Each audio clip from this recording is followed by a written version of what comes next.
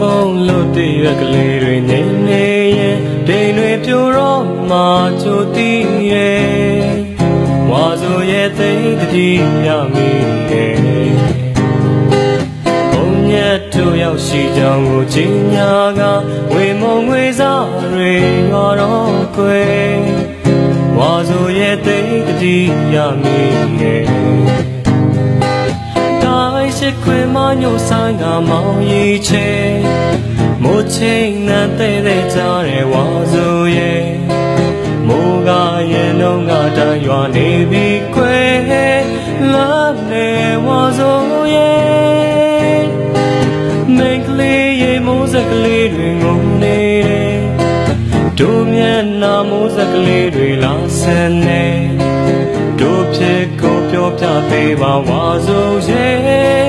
မိုးရေရွာနေပြီကွယ်